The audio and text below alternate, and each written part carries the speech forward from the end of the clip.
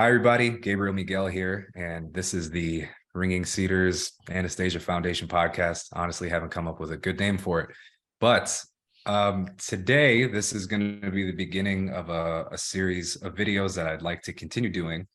Kins domain interviews. I want to talk with people who are actually living their life on their land, people who have experiences and thoughts and ideas to share, because I think it's important for us to hear about the real life stories of people living on their land. And today I have a very special guest for our first interview. I'm proud to say she's my good friend Galina, and she spoke at the Freedom and Co-Creation event that we did in August with her husband Vadim. Was very well received, and Galina and her husband, they live on the most northern Kins domain settlement in Russia. Galina, how do you say that in English? I don't want to butcher this pronunciation. What's the name of your settlement? Like pronounce it in Russian. Or in English or Russian or? No, okay. English Russian would be Karelskoe Zalesie. That's it. Uh-huh. Okay. That means Karelia something, huh? Karelia, yes. Russia is divided into regions. Particularly, this one is the Republic of Karelia. Just it depends. The Republic of Karelia. That's why Karelskoe Zalesie. We can, by the way, divide this word Zalesie because les in Russian that's forest. And za lesam, it means behind the forest. And in nearby we have a huge lake. Really, it's huge. It's called Onega Lake, and I don't know, maybe it's the second biggest lake in Europe, something like that. So it's huge. Wow. And we have a very big village near it, and there is a forest like les, and we are behind za lesam. That's why it's called. That's the name of the village, the current village, Zalesie, and we are Karelskoe Zalesie because we are in Karelia, Republic of Karelia. Just for everybody to understand somehow, it's something close to Finland. Actually, we are not so close to it, but just for you to, if you know Norway, Finland, it's somewhere in this direction, just to let everybody know. Got it. Because right. Sometimes people only know like Siberia and that's all. Okay, Moscow, something, Siberia. If somehow you may open the card and see Finland, Norway, and somewhere will be Karelia. It's very north. It's the most northern Kins domain settlement in Russia, apparently, and it's the only one in the Republic that you are in. It's north of St. Petersburg. Galina is an online English teacher. Her and her husband, they have 2 kids. They have a third on the way, which is just beautiful. I'm sure she'll share more about that. Galina's husband, Vadim, he started the settlement where they live 15 years ago, and Galina joined him later. He's a blogger, and I think if I understand this correctly, I think you told me before that he was the first Ringing Cedars blogger, and he is apparently the largest still, with the biggest audience. He's created and directed 2 films about Russian Kins domains, 2 films in 9 parts. He's written several books about the Ringing Cedars of Russia, and Galina is the main support and inspiration and partner and everything that he does. And so they run a traditional education camp. And making the home and all these beautiful things. And you guys run this wonderful camp for boys and girls where the boys will learn how to defend themselves. They learn sports, they learn folk games, singing, dancing, and all these wonderful things. And the girls learn the basics of sewing, weaving, gathering herbs, cooking, folk singing, and dancing. And you guys do quite a lot. You've been building your domain. Specifically, Vadim was there before you, but you joined and you've been there for 3 years. And anyway, we'll talk more about that. But first of all, welcome, and thank you for being here, Galina. I'm very happy to have you. Thank you for inviting. It's a pleasure for me to talk to. If I somehow may help somebody or answer any questions you have, just you're very welcome to write me. Just you may share my email. Mm-hmm. And you're on Telegram too. You're part of our group. I'm a part of a group, but you know, there are so many. I got lost. Just I'm there, but yeah. There's sorry, it's too much. But maybe people can message you if you're comfortable on Telegram. We have a big group. Yes, It's yes. a little too much. Wonderful. So I wanted to start this off by saying that Galina has been living her life, but we want to share that her experiences are her experiences, and they are unique to her, and they are not a definitive experience that everyone will have, or that it is the quote unquote right way to live or experience or anything of that nature. She's just going to share her experiences from her life authentically, and maybe you will be able to get some value from that. So don't take anything that we say here specifically as some kind of definitive Bible truth. It's just a genuine sharing of life. And so speaking of genuine sharing of life, tell me a little tell our audience, because I already know some of these things, but tell our audience about who you are, a little bit about your story, and how you found your way to your life on your kin-domain. Got it. So currently I'm somewhere 35, maybe. I forgot counting my age. No, let me be Wonderful. 35. And yes, as for the books, I found out about them when I was a teenager. So it was the late 90s, maybe. So I still remember the time when we were waiting for the books, for the release of the books. Wow. And for like, okay, this year you have read one book, and then there was no internet or nothing like that. So I was just occasionally looking at the bookshelf, so maybe there is something else. And finally, for example, in a year you have a new one, and somehow I collected the whole series. Maybe maybe just such a personal, I don't know, still childish way of accepting this thing, but I was together with my friend, and we were so inspired by these books that I don't know, somehow, but I genuinely feel that that's my thing, and immediately I focused on them, and didn't lose this focus. And yes, I remember that, okay, a year passed, so I need to start searching, finding maybe the new books somewhere on the shelves. So at that time, it happened like that I was a regular city child who learned at school, but in summer my parents brought me to my grandmother, and I believe we are still maybe the last lucky generation in Russia that still had grandparents who lived kind of on the land. However, my grandparents already left the real Russian villages.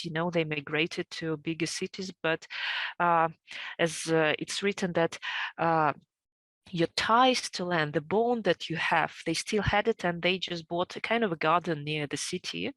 And it was a regular Russian practice in the 90s, have these small gardens, and they build a house, and the whole summer I spent there. Total freedom, no control. What else do you need to have a happy teenagehood? Yeah, truly. Maybe that's why the books influenced me so much, and I remember them during my whole life. Can't say that it really was my guiding star, the Northern Star, but somewhere I just remembered some statements, citations, something from the book that it helped me a lot during my my early stages of career. However, I still was a regular child that, okay, school, university, you know, diploma, work, but still, I hope that your ideas really helped me along my way. And I can't say that I had a lot of troubles or something like that. I knew my values, and I understood that somehow I'm still young, but I'd like to try it. I mean, what was written in the books, like to start a king's domain, although I was just a teenager and I kind of had this plan, maybe, okay, I need at least to graduate from university, get a profession, and then somehow we'll see how it goes. Right. And so how did you wind up meeting, your story with Vadim is very interesting, and how you met him and how you eventually wound up moving to your land. No, first of all, I want to say everybody that we both were married. So this is our second marriage. And I believe that I will touch this subject in one of my videos, surely, because people you maybe believe that, yes, king's domain, love, this pure life, this first, I don't know, everybody's virgin. I'm sorry, not. That just is still real life, and we are not so divine, kind of. So I was in my first marriage. Vadim was in his first marriage, and this is our second try, honestly. So I want everybody to make to make it clear. And while I was so I was divorced with a kid. That's the worst situation that may happen to a woman with a little baby. My son wasn't so little, but anyway, when I was searching, yes, for my next step, I had a lot of criticism from Russian men, by the way, yes, because, and especially in Anastasia movement, because let's say this ideal Anastasia some men are looking for, they honestly, they rarely exist. We no, let's put it clear, and that's the reality. And a lot of men are really still looking forward. When you say like the ideal that they're looking for that doesn't exist, can you say what that is specifically? No, they need something like Anastasia in books. I see. This divine woman with poor thoughts, poor mind, I don't know, mindfulness, beautiful, whatever they picture themselves. And surely, as I was divorced with a kid, I didn't follow in any of these patterns. And I believe that something we, again, as I believe we have some biases and prejudice against these things, but honestly, as I see it right now, when finally I'm in a king's domain, it's not such a rare thing. It's, I would say that's 60, maybe 70% of all relationship that people get into their second marriages. They even divorce in living in king's domains. So it's not so maybe idealistic as I thought it could be. People are still people, just a relationship. It might be still a pain in the neck. Okay, but talking about our, but we it's really good have to think about, yeah. Talking about our wonderful story, because it's really amazing how things, you never know, and sometimes you should really maybe trust the universe that Anastasia wrote that these spirits guide you, help you somehow. So as you mentioned before, Vadim was the first blogger. And of course, when I finally had the internet, computers, and all the things, of course, I started to research. And at this time, he was the first one who had this emailing, like e-letters. So you just subscribe and got the regular emails with photos, with pros and cons. And I really appreciated that he started his Kin's domain, and he shared like his pluses, minuses, like it was so real. And sometimes he even wrote like, I made a mistake, my bad, just I'm an idiot, and so on. Really, Very yeah. human. So yeah, it was I really couldn't I see, like it wasn't like it was in the books, so idealistic again, like, but he shared the real experience, and that's what I valued a lot. However, I knew like he was married, and I wasn't married at that time, but I was already in this relationship. And for me, I always thought, no, like, wow, he's the perfect man in the world, because he started, he's sharing his experience. And if you remember the Anastasia, like Vladimir Migre asked, and okay, you give birth to children, and what do we do? And she said that your aim is to change the world for the baby, for the kids. For the baby is born, right? Yes. So, and I thought that, okay, just if we compare, just give birth to a baby and change the world, wow, my gosh, that's so huge. And at that time I believed, no, I wasn't a very proficient internet user, but to my mind at that time, he was the only one who really tried to kind of change the world by the way he shared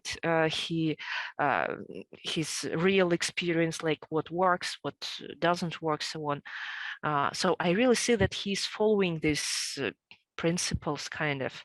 That's why I thought, oh, he's like the best man in the world. No, because I understood that he has enough power just to start the kin domains, to have family, and all the things. I know that's, I don't know, incredible amount of energy, and also to write about it in a regular way. So that's why I followed him, and I thought just supported him somehow. He had several projects, but I was just a regular, like we say, follower, and that's it. And somehow after years, things have changed. So I even actually didn't know that he was divorced, and later I was divorced too. And that made me thinking like, what it happened like that my first husband was into the ideas, but he like he liked it, but he was not ready to follow. Like, okay, the ideas are great, but no, we will stay in the city. And somehow, firstly, we even visited some Kin's domains with my first husband, but he didn't like it so much. So we just somehow grow into maybe different people. I would say that he decided that the city life suits him better, and I understood that I cannot live like that if I even don't try. If I don't know, there is always the thing that just for example, the Steve Jobs things, if you realize that the doctor says you're gonna die in 6 months, and you need to do all the things that, so what are you going to regret? So will you regret? And I really understood that I will regret if I don't even try. Just okay, Anastasia wrote it's even like good to dream about it, but okay, I'm dreaming since my teenagehood, since I first found out about everything. So I understood that that's the thing I will really regret, that I even didn't give it a try, give it a go. And so I was alone. I was in Russia. There is a famous website, anastasia.ru, and they have a special. I'm sorry, it's in Russian. There is an international version, but the site is very old and awkward. I don't know how it still functions, but somehow it functions. And there is a how to say, not a direction, but a special section for those who wants to find the their second soulmate. That's where I met my wife. Yeah, and I just registered there and said honestly that I'm divorced, I have a son, and I'd like to start 𝚑𝚤𝚝𝚜. I'm ready to relocate, and no, it basically you don't have the message there is quite short.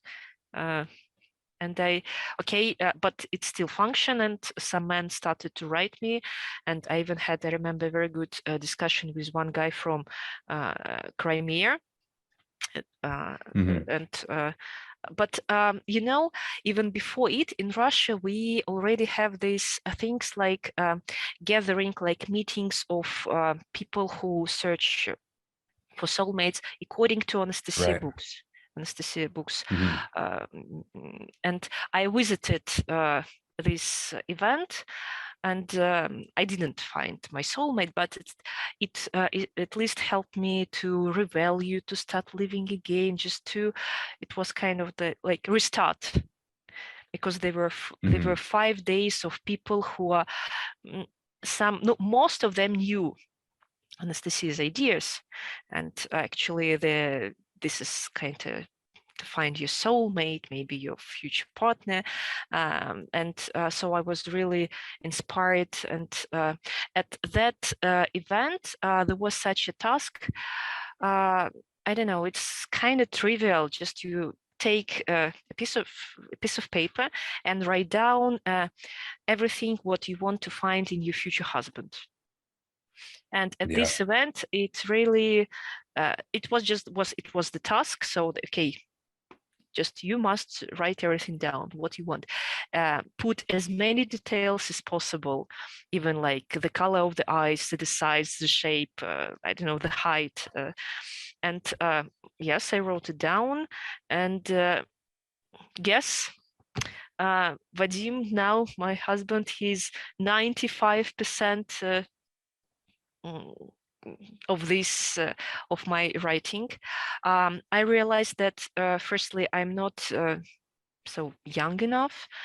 Just I'm already 30 like plus with a child, so I don't really have time to maybe start a new settlement, and maybe I didn't feel that I have enough power to so I wanted to join a real way where everything will be done, settled down with a husband, or not with a husband, sorry, with a house, with electricity. So I was not ready to be so brave to start everything, start from scratch. And honestly, I wrote down that I'd like this person, my future husband, to be divorced as well, because I believe that it's still my genuine belief that when you separate, maybe you will understand each other easier, maybe because you have the same kind of pain, maybe then there will be no excuses like, oh, I was waiting for you for my whole life, but you failed, you found somebody else. So I think we will be equal and start all over again. And even at that point, Vadim matched up my expectations. This writing somehow helped me also a lot in defining my goals. And so this writing in detail, but I always say that he wrote me first. He saw my picture, he found my profile. And as I didn't know that he was in search as well, when he firstly wrote me, like, I'm Vadim Karabinskaya, and I found you on Anastasia website, I liked your profile, I was like, oh my God, that's the God I was dreaming about. I couldn't believe that. I knew he was like a blogger, he's so experienced, 14 years of 𝚑𝚤𝚝𝚜, and honestly, I was just nothing. I've never lived in a village. I have zero experience of gardening, weaving, of this, I don't know, female techniques or whatever. I felt that for him, he's such a god. Who started, and he made films. He traveled around Russia. He visited these settlements, and 14 years of living in a king's domain, of building his house. And I thought, okay, he should. No, I'm not. Of course, I'm like nothing. I have and divorced with his son. How could I be? So I honestly, I didn't take it so seriously. So I thought, okay, he surely he needs something better, because for him it should be a real goddess with all the skills, with, I don't know, maybe into yoga or no, something really perfect, because he was amazingly perfect for me. No, like I told you, like the best man in the world, and he's still the best. Yeah, that's my genuine opinion. That's beautiful. So really I couldn't take it seriously. So okay, no, you are searching. I was shocked. Immediately I googled everything and found out that actually yes, yes, he experienced like breakup as well. I was shocked. Like, just believe me, he was the god, and the gods also like end their relationship. How could it be? How could this woman like say him no or something like that? Yeah. But so somehow it was he wrote some messages, then we switched to the Russian social network ВКонтакте because it's just more user-friendly, and we chatted, but not so frequently, because I didn't think that I could be something for him, just because I'm not so, I don't know, divine, virgin or whatever. But as he told me later, yes, of course, he communicated with many girls as well. But once he was in his house thinking about like, okay, I should choose one, and finally maybe get more personal, invite her to my king's domain, something like that. And he was lying and thinking about it, like, I have this and that. And he says that something like came to me, and like, whom should I invite? And it was like Galina. And he wrote me like, why don't we meet? Let's like arrange a meeting somewhere in person. And he still has this recording, because I was so speechless when I got the invitation from him, that he still has it, but I cannot just listen to it because I was so speechless. I was trembling with, I don't know, with fear, but I really was unbelievable for me, something like, why me? Like, never. Why should we just, it's something impossible. So even I couldn't type because my hands were trembling. So I recorded him a voice message, like, I was maybe even half crying. I still can't. No, I was really so shocked and surprised. And but we firstly, I already wanted to visit the second meeting of to find a soulmate, because the first one was so inspiring, and we somehow agreed that we're gonna meet there at this event. It's near Moscow, so it was comfortable to travel from me, because actually I lived at that time in the center of Russia, and he lives, if you just think, so Russia is big, really. So yeah, we agreed to meet there, but then it turned out that he couldn't visit the meeting because of his father's illness, and he told me, I'm not gonna come, I'm gonna visit my father. And I understood that without him this meeting just loses the sense. I don't want to just go there.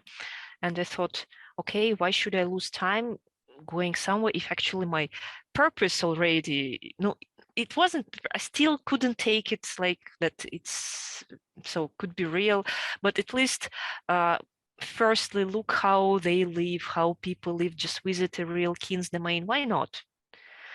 And I wrote him, I know it's against all the principles, like that a girl visits no, a woman visits a man. So according to the rules, maybe a man should first visit a girl. And the thing that I'm the coming, rules. yes. The thing that I am a grown-up woman visiting a single man can be like a prejudice again, but no, maybe it was weird, but I wrote him, I don't want to go to Moscow, and maybe I still, why, can I come to you? I just, again, I excused maybe 100 times that it's not, I think maybe a proper woman should do, but maybe I would visit your king's domain directly without any Moscow meetings or whatever. And he told me, okay, I'll meet you. And yes, the Petrozavodsk, that the city that's like the capital of Republic of Karelia, I came by train, he met me, and we spent 4 days together. Somehow, as I knew him, I don't know, he told me that I subscribed in 2011, so I was subscribed to his, but I was following him earlier, I believe, just without any subscriptions. So I have been knowing him, I don't know, for years. And I really trusted and believed him. I knew that nothing wrong is going to happen. I don't know, these bad things or something. Somehow I felt that everything's going to be okay. And we spent 4 amazing days, and I don't know, it was so relaxing. It was really like finding your soulmate. We had such interesting coincidences where it was really like mind reading, thought reading. I don't know how to. I wrote down every day, every single day, because I don't know, it was really kind of magic. And after 4 days, at the last day, we already were discussing the relocation, the marriage, what we're going to have. And, but it's unbelievable. Just right now, I can't even understand how just 3 days and you already, you just met this person, and in 3 days you decide to get married, or you are talking about the kids. It's that past life recognition. It's like you met him and you felt naturally that he was your husband, and he felt that you were his wife, and it was just natural. It just kind of happened. That the same thing happened with me. I understand what you felt. But now, even when I'm talking, it feels like so insane and weird and unpractical, whatever all the things are.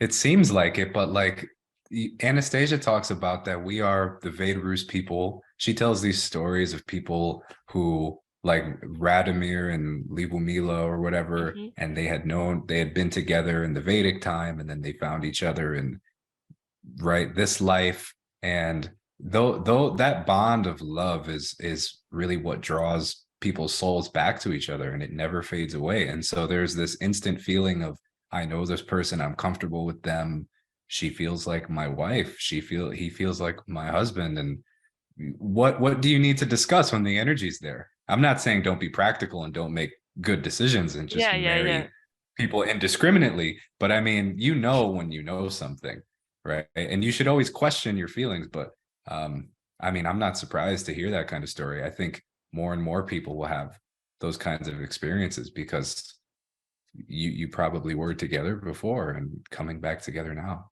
That's my opinion. Yeah, but we wanted to make sure that we are not crazy, so we organized the meeting. Certainly. We organized then a meeting in Moscow just after 2 weeks. Like, we met each other again, but in Moscow, like in different circumstances in the city, just once again to look at each other. Maybe I don't know, maybe we were drinking and some kind of a crazy tea, I don't know, whatever. Some crazy tea. Yeah. No, you know, it That's funny. repeated again. So again, we spent the whole day together, and we still came to conclusion that it's still how it is. And just in so we met in January. In February, he came to my hometown where I lived with my parents. He got to know my parents, my son, because it was also so important for me. So he spent the whole week. It seems like it still worked. This magic still functioned, and so just I told my parents, I'm leaving for Karelia. Bye bye. Mm. Of course, we're gonna the relocation, packing, but it's technical procedures. And I don't remember exactly. No. The 13th of February, because the 14th of February is like the Valentine's Day, romance and love. So Yep. that's why I remember. The 13th of February, I moved in. No, I'm sorry, just we with my son. And Yep. since that, yes, we have discussed everything, the rituals and the thing that we have my son. And if you remember in the book, there are different rituals for families who have kids already, and all this. So Yep. we organized it, and it wasn't so, I would say, easy, because just imagine it was winter. Oh, but we did it, and You did just it right when you moved in. That the right for kind of making your son and all of you like a family. You did that in yes, February we did it. or No, we March. waited. We waited. It took us 2 months to adjust, to organize, to feel. So it wasn't really so fast. However, uh, we wanted to be as quick as possible. I don't know. We really couldn't wait, but still, we really had to wait. No, just we need this ritual first, and that this I remember it was quite a hard time to go through. And after a year, we got Lubava, our first daughter. Mm-hmm. And how was that first right for you, the one with your son and you and Vadim? What was your experience with that? I've never met anyone who's performed it. You mean the relationship, how my son felt, or what Well, exactly? how you all, your experience with that, you, Vadim, your son, right, because that's the right that Anastasia talks about, where your son can kind of become Vadim's son by blood, right? And you go out under the stars and you do this thing. Yes, we did And this. We did I've it. never met anyone who has performed that. So I would love to hear what your experience with that was. Maybe I have a unique son, but um, he had troubles in the kindergarten. So he visited this official governmental kindergarten. So he was never Mm, happy there, and I felt like pity that I had to work, and of course, no, he went to this kindergarten, and he was just so happy to be released, like his freedom. I don't have to, like, he didn't have to get up at I don't know, at 6 just to be ready for 8 o'clock a.m. in the morning yeah. to go to the kindergarten. I believe he would agree. He would agree to anything, you know. He just okay, Karelia, let's go. No kindergarten, we'll do it. And he's still like that. I don't know, whatever happens, and he's just so positive.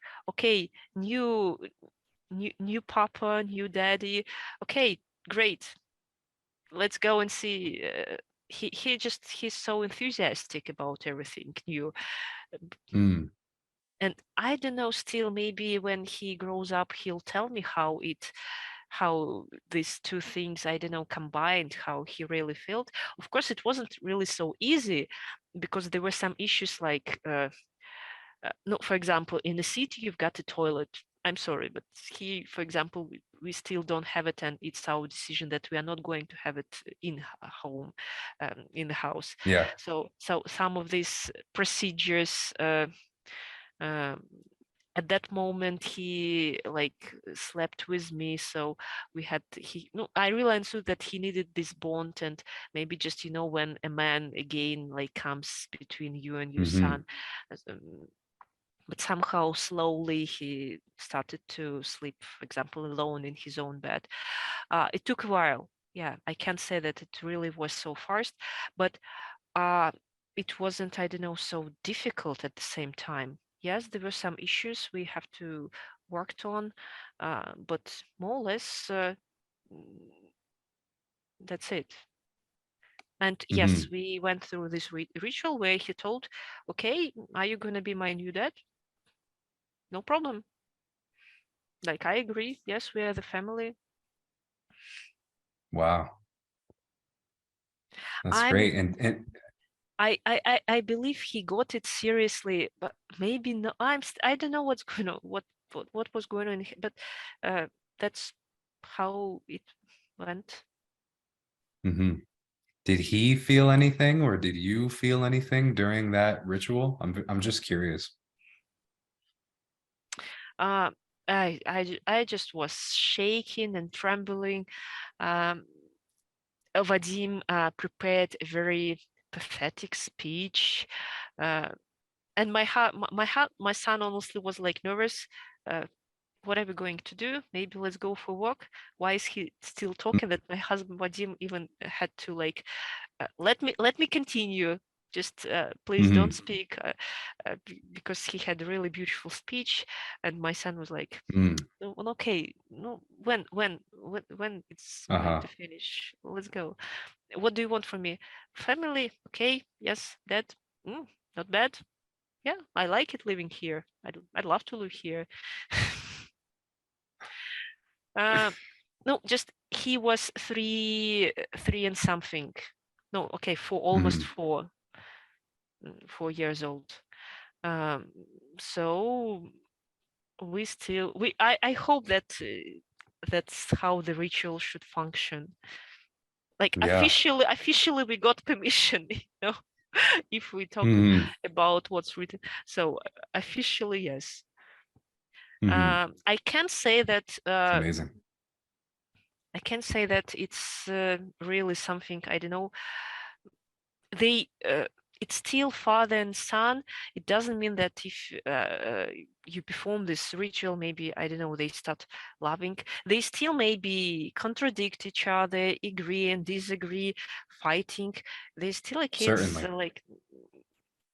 like it's a normal thing. It doesn't mean that if you perform, I don't know, you will always love each other and care about.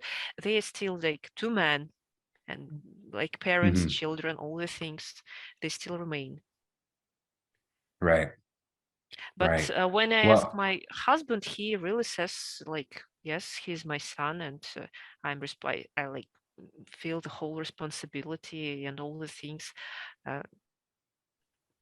And I see that he really feels like, and he behaves like that.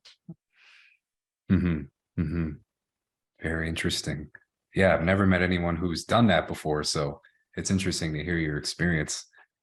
So you met Vadim, you moved to the Kins domain, you and your son are there, and now you've been there for 3 years, 3.5 years. No, if you remember, I was talking about the 13th of February, the Valentine's Day. No, 14th of February. So yes, it's gonna be very soon, 3 years. Yeah. And so you've had all these experiences, you've done a lot, you and Vadim, and can you talk about some of that? Like, what are the beautiful aspects of that life? What are some of the aspects that people may find interesting to know? Like, you did a video about common myths about Kins domains, which I thought was very insightful. I'd love for you to just talk a little bit about, maybe just start with some of the positive and beautiful things that you've experienced there. Firstly, I would say total freedom. When people are talking about freedom in cities, I don't believe them anymore. How can you be free? I don't know, when you're dependent on so many services like, I don't know, electricity, gas, food. You are dependent on everything. Just if somebody cuts out like this gas or electricity, whatever they talk about, this politics, yes, people already like, it scares people. They have fear, and only here maybe I felt that. Of course, we are not totally independent. Always, yes, we still, you see, have the internet, electricity, and so on. But only here I felt like I can really do what I want, because this is my land. This is, I don't know, no people around you. I really can be myself.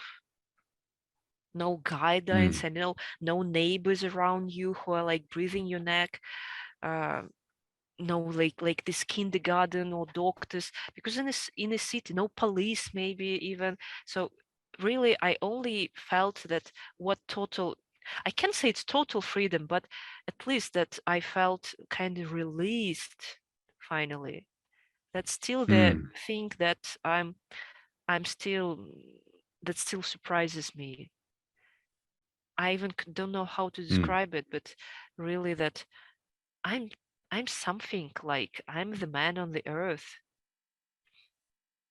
Because in the city, you're just a small particle of all this hustle and bustle, all this fuss, I don't know, rush or whatever people do.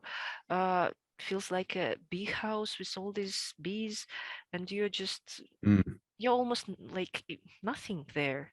Of course, you mean something, but maybe that's a problem as well, because not everybody is ready to meet your real self without any other people, without any excuses. Oh, no, I have to work. No gym, no doctors or whatever, no friends, or cinema, new cinema, no new restaurant, something. We've got so many things that, I don't know, like keep us from us, or keep us from, if you're talking about couple, yes, like we have works issues and friends, yes, and we have parents we have to meet, and so many things that we have to. And firstly, I realized that I don't have to go to the shop, I have no gym, I have nothing basically. Like, oh, if we compare to cities, okay, city, you can go restaurants, cinemas, go shopping, swimming, I don't know, partying, whatever you like.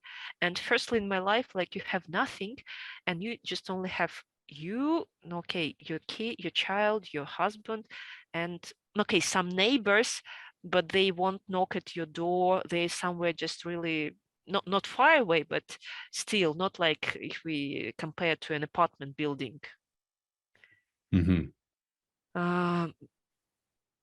So these things may be crucial for some people, I believe, and maybe not everybody is ready to face this and embrace yourself, your real self.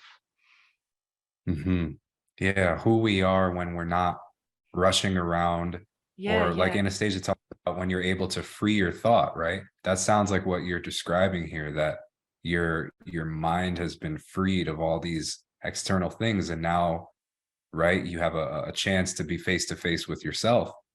And that's a really deep and powerful experience, right? And maybe you're right, maybe that it probably is, whether someone feels like they're ready for it or not, it probably is kind of a lot to experience, I would imagine. Yeah, when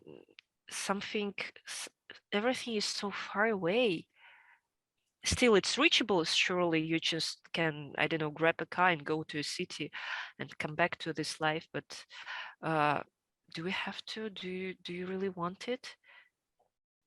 You know, I believe when, for example, we bought a car this year, and I thought, okay, now every day I can visit the city, I can go to the city center, and I don't know, go shopping, go to the cinema, go to the theater. And I still didn't do it. I just don't Yeah, you feel never like, did it. I just don't feel like doing it. And I think, okay, what for? What will I get? It's now it seems like for me kind of escaping from you when, for example, as I'm an online teacher and my students sometimes discuss with me, have you seen this movie? Have you seen that? And okay, 3 years No. ago, just stop asking me about movies that were released shorter than 3 years ago, something like that. Just because I really don't know. I'm sorry for that, but I'm not following any of these trends. And I Right. don't feel like that it really will brings me, whether I will benefit from it. No, I just don't, it just stopped somehow. Yeah. And what are some of the other kind of beautiful aspects that you've experienced in life on your domain? I finally allowed myself to start something new. Just, for example, all this gardening thing.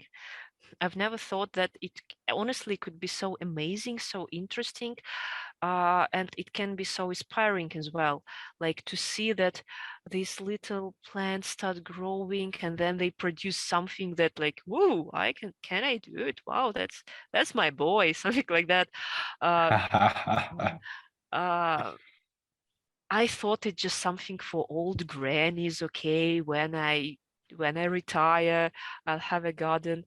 No, it's so inspiring, and I still feel so. um, No, I don't feel any limits. Although it's the northern land here, so the climate, but still, it even makes things even more interesting. Whether I'll be able to grow this plant here, whether not. So gardening, the always female things like sewing. I haven't, I didn't have time in the city for that. And it seems again, it like it's considered to be so old-fashioned. Like there are so plethora of things that you can do in the city, but not just, I don't know, uh, and why do you need to take care of the old clothes? Just throw it away, buy a new one. Um, so many things that I started to think about, and I started doing, like weaving, for example. And when I moved in, I'm a milk lover, so I eat dairy products and cheese, and um, I really thought, okay, if I live on the land, why don't we have like something like a cow or at least goats? So in spring, we bought 2 goats, and as you were asking about pets, yes, no, they are not really pets, but uh, now they are 3. So all this milk thing, yes, how to breed the animals, how to take care of them. I also was zero experience in it. Wow. Of Yeah, course, that's beautiful. new neighborhood.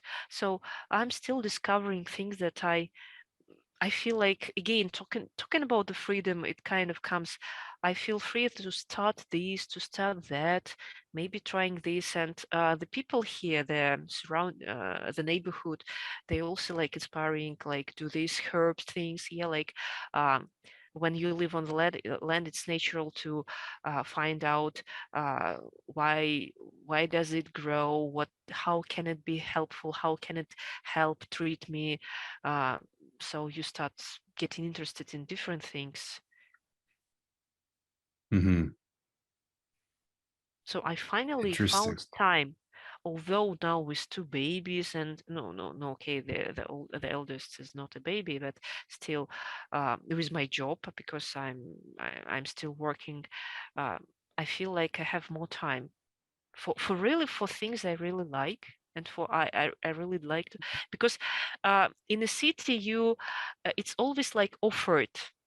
Try this, try that, new gym, new cinema, new restaurant, new dishes, whatever. Um, New band, new music. You're talking about, for example, new concerts, and only here you pick up what you need. you can really like define, okay, that's would be not somebody else's what we got used to, but you have time and place for your own likes and dislikes. Right.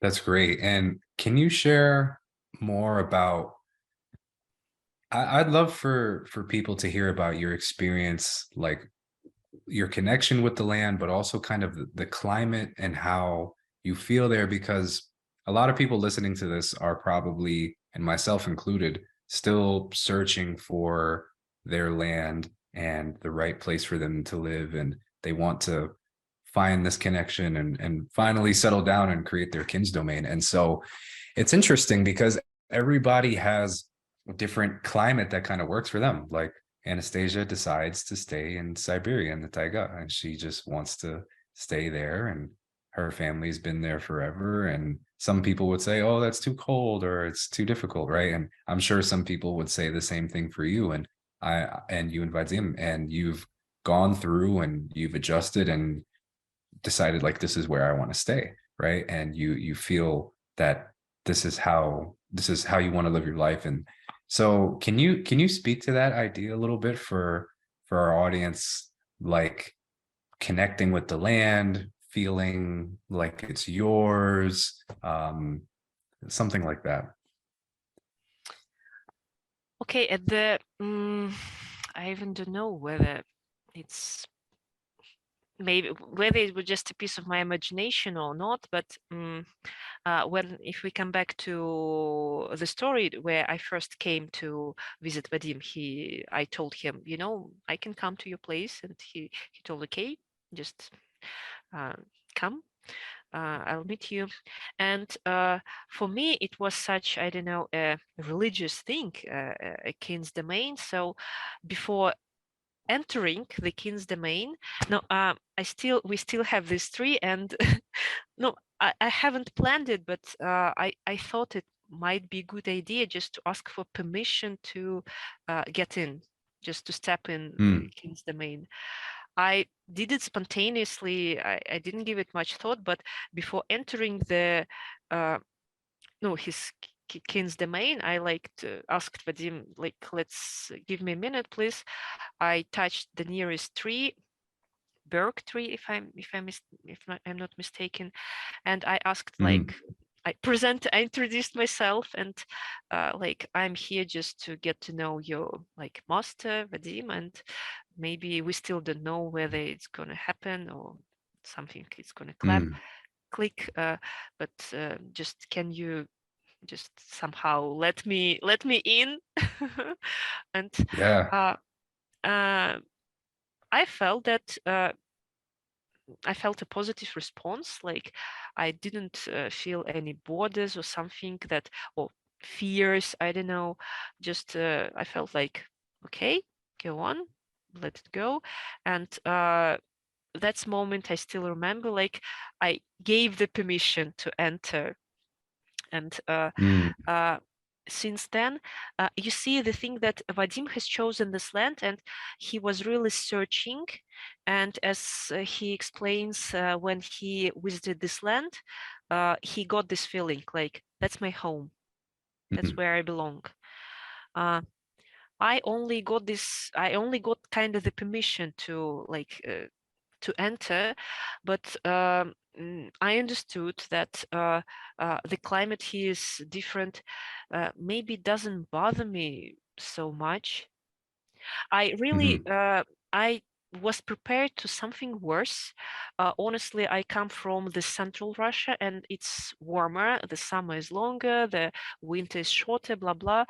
But I don't feel that there is really such a big difference in climate here, because I am always in contact with my mom, and for example, they have already had like something below. Oh, you have Fahrenheit, so quite very cold, some extreme cold. But that's like the central Russia. We are to the north, so we are like should be much colder. But they in central Russia has experienced already these extreme colds.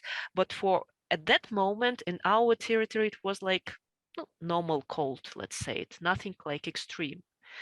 And when we know, when we compare the climate, I don't see really huge difference in it. Maybe I always try to find positive things. Yes, the snow will come earlier, maybe. The only difference I really see that if I want to have good, I don't know, crops, I need to only in greenhouses. And my mom still can live without it, just land, so plant everything in soil directly. But with my greenhouses, we've got 3 here, I get better results. I get like prolonged time of harvesting, how to say it. So I found that here in the north with greenhouses, I may have even better results than those in the central Russia, because they have too much heat.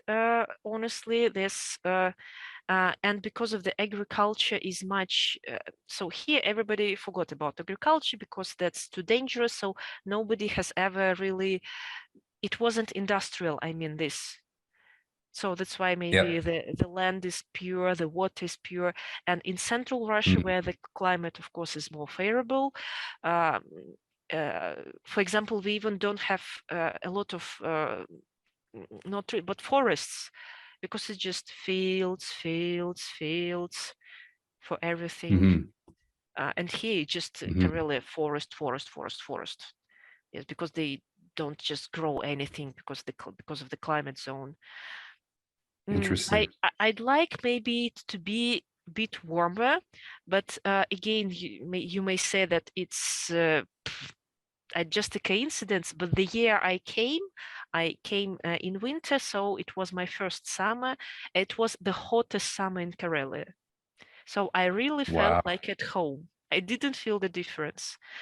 And everybody complained, "Lo, it's so hot, it's unbelievably hot." I felt like, okay, I'm at home. That's a normal temperature for me, like for Central Russia. It's normal. It's normal, like the kind of so for example, right now this winter is incredibly warm again. We have something like when the temperature is near when the water melts. So it's snow, but it's very, very warm. My kids, for example, go out they even just put a winter jacket and go for work, because it's just really so warm here.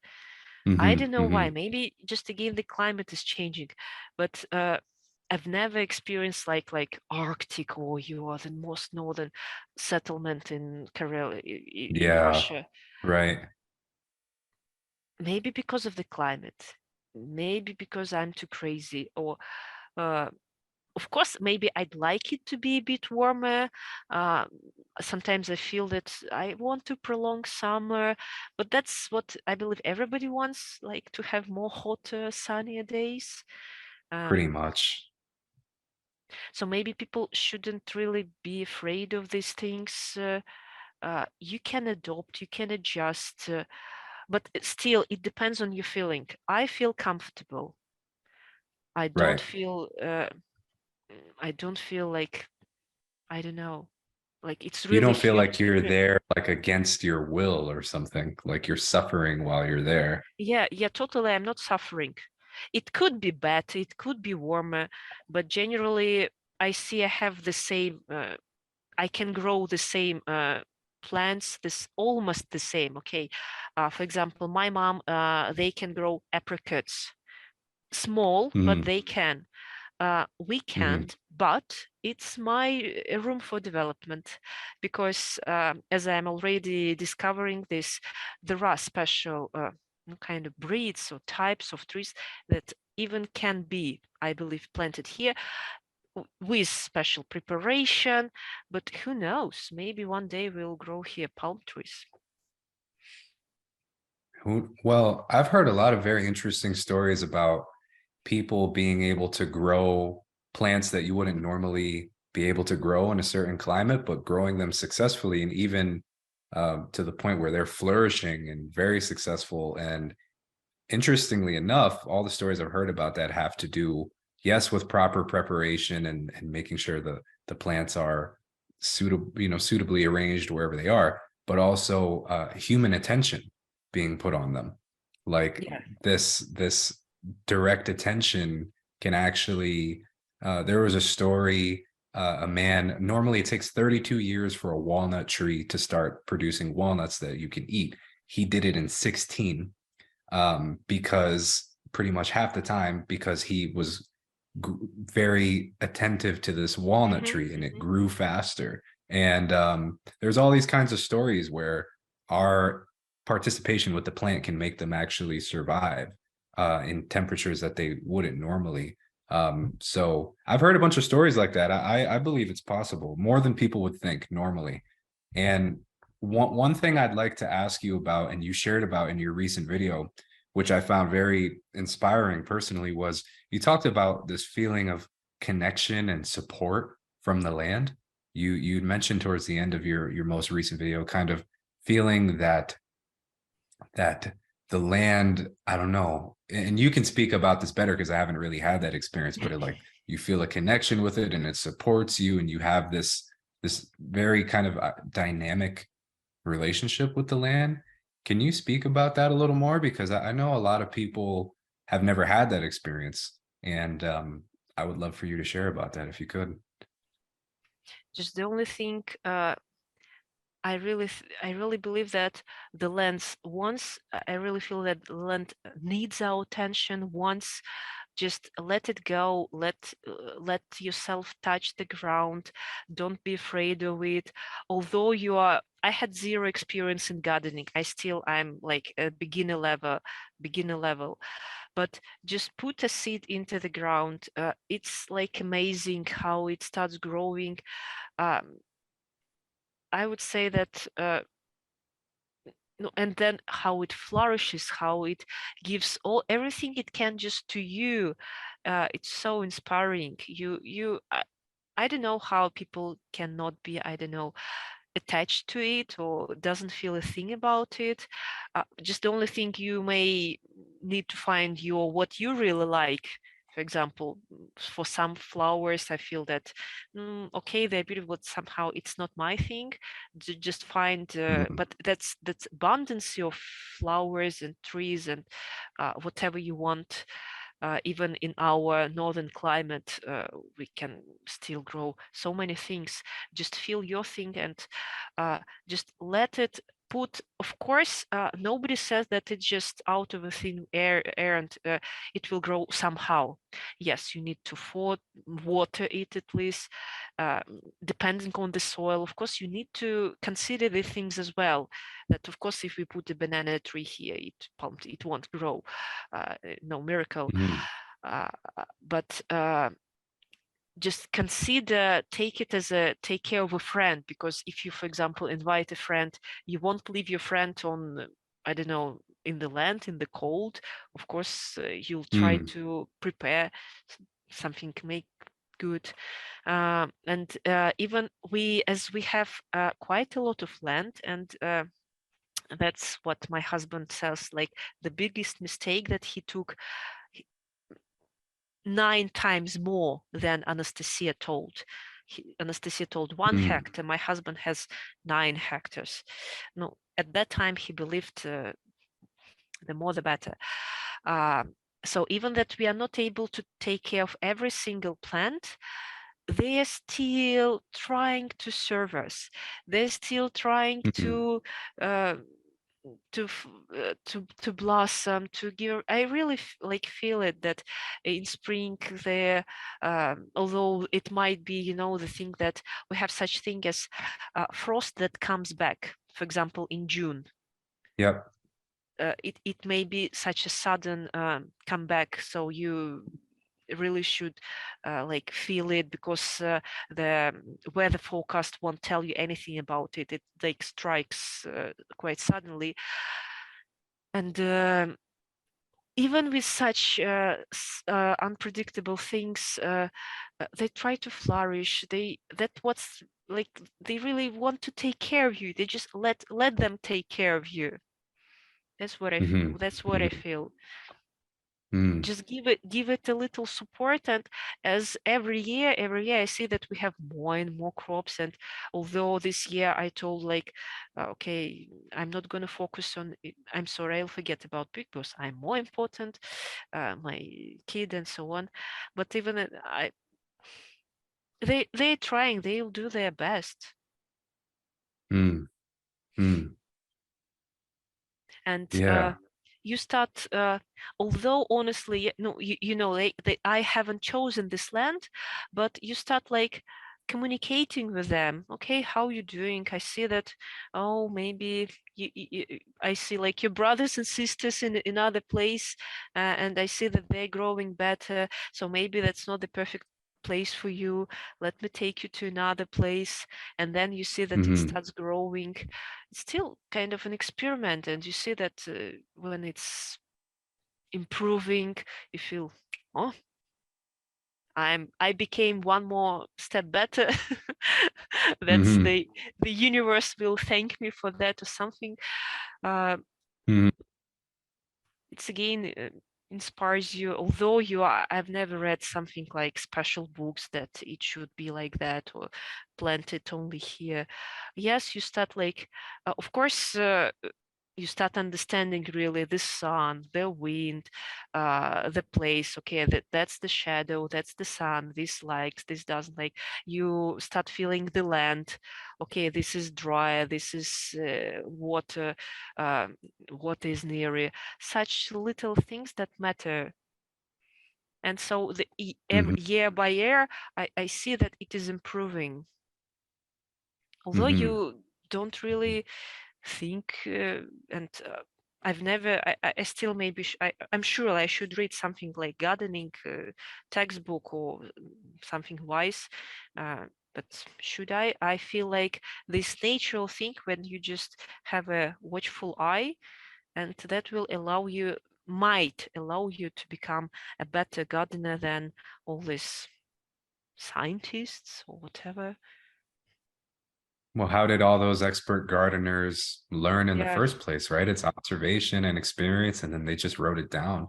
It's not really any different than what you and Vadim are doing. Of course, the neighborhood. So we've got some experts, like my neighbors, but they became expert to such level that only their kin domain, they're able to produce so many fruits and vegetables that literally they can feed the whole settlement. Incredible. Only their hectare, not even hectare, even less. But okay, they have been doing it for 10 years. I hope that in 10 years, I also be able to do the same. But as I said, I'm sure. it is evolving. Maybe I don't really want to do this, but we have such experts that tell me, oh, Galina, please come and take it. I don't need this. It's too much. I have too much. Yes, I have too much. We have the neighbor who sells it. For example, we buy things that this time maybe I wasn't very successful with carrots, so I buy carrots from him. Yeah, so even your land, even less than a hectare, is ready to feed much more than just one family. Even in our northern land, in our climate, yes, it's not the best one, surely, not the hottest and the warmest, but surely people will not starve here with a little bit of attention. And can you share, so your second child, your daughter, you gave birth to her on your domain, and you're now pregnant again, which is such a wonderful thing.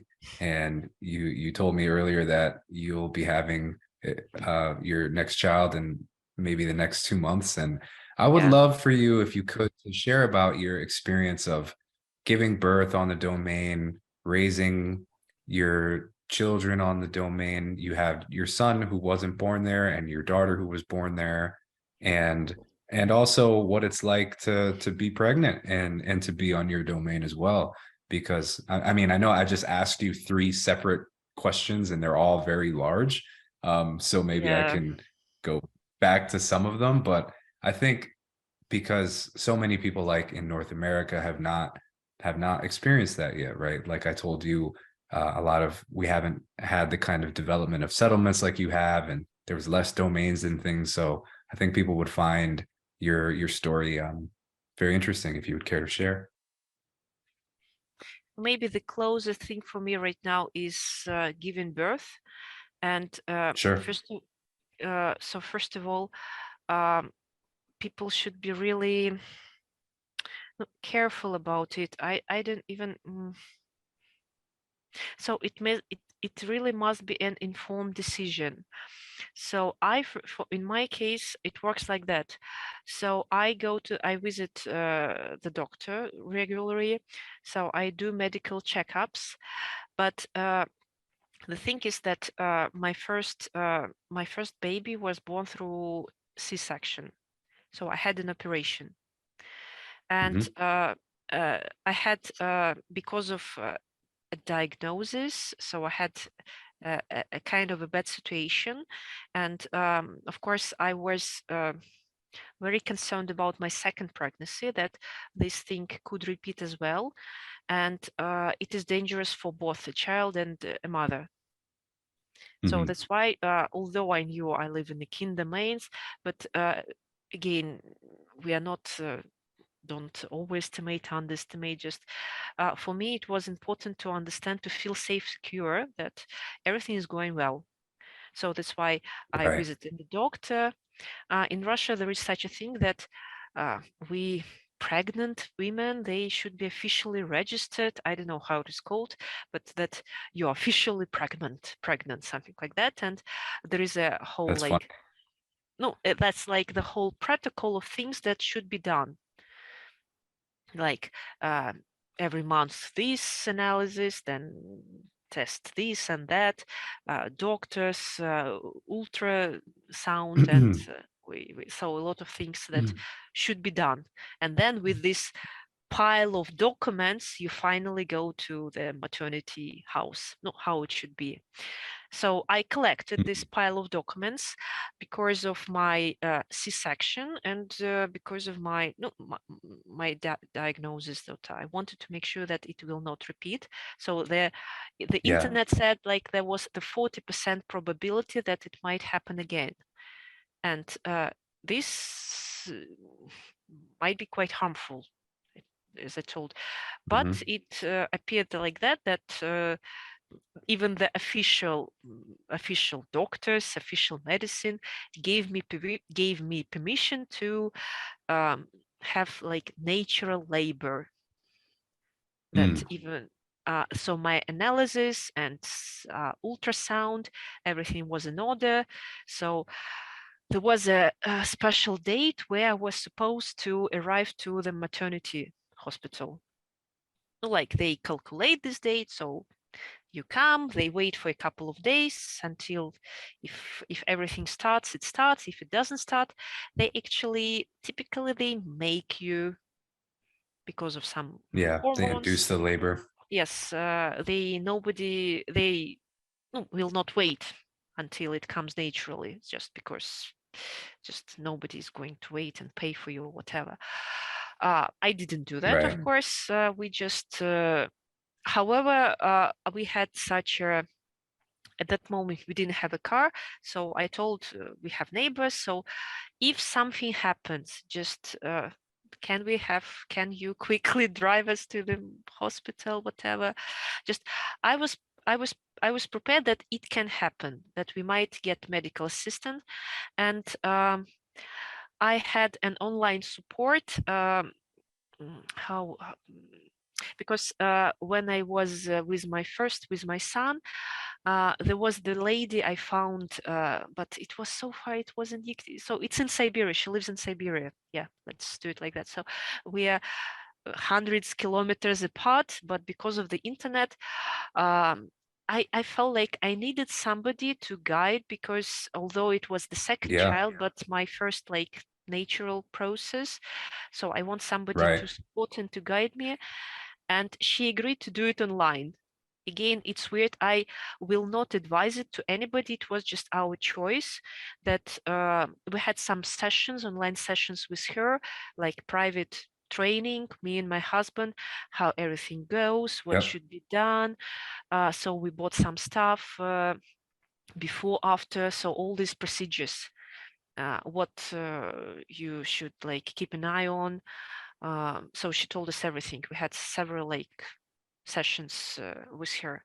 And when we understood that that's the start, I just called her and told, although even not called, we were texting each other, you know, that's maybe weird, but I really didn't, no, I felt that's not my thing. I don't want to hear her still, because I didn't maybe want it to be so personal. So, you know, texting is not so personal. And only twice she called, just she wanted to hear how I breathe. Mostly she communicated with my husband, and like she controlled. And I remember only one case when I really needed support during the labor, like a woman's support. Because at a particular, I had a question like, what's going on? It was actually, honestly, it was a stupid question, because it was already a baby, and I couldn't realize that it's just already the head of the baby is coming out. I thought I was just so crazy. No, I couldn't recognize it, and I asked her, what is it? What is and it? What is it? And she said, it's your baby. I said, no, how could it be?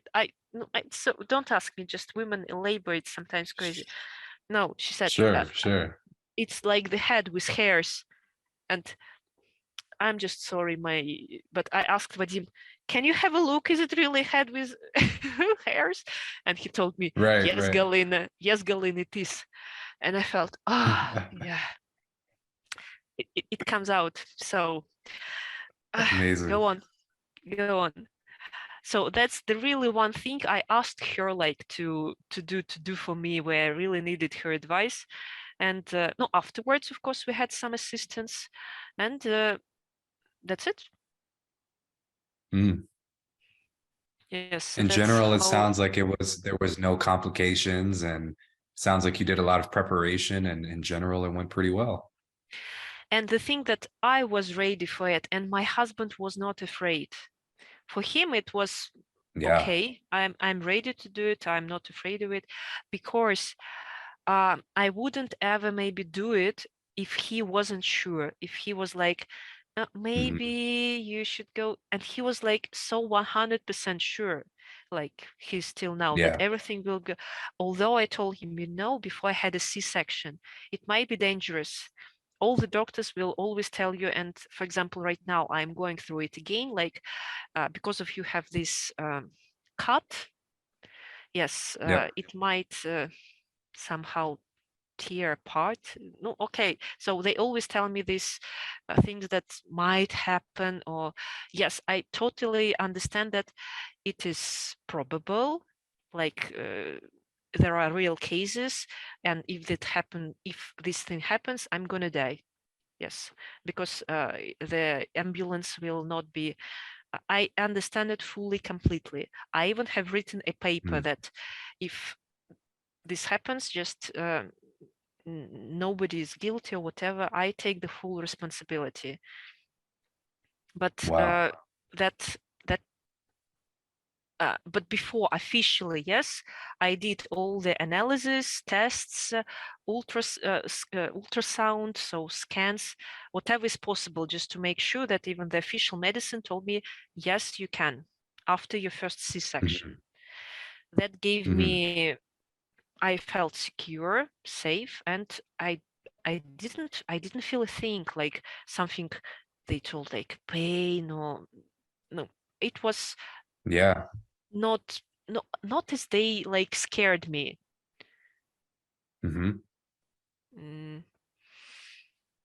So I believe this time it will be even easier. And again, we are going to refresh everything. So because it was okay 2 years ago, again, the same procedures, the same what we need to do, we'll follow the same pattern. And I hope that in 2 months you'll get good news. I'm sure we will. I'm sure we will. About the kids, I really see that I'm not, again, just don't take it for granted, yes, as my first kid, C-section, and he was born 1 month before.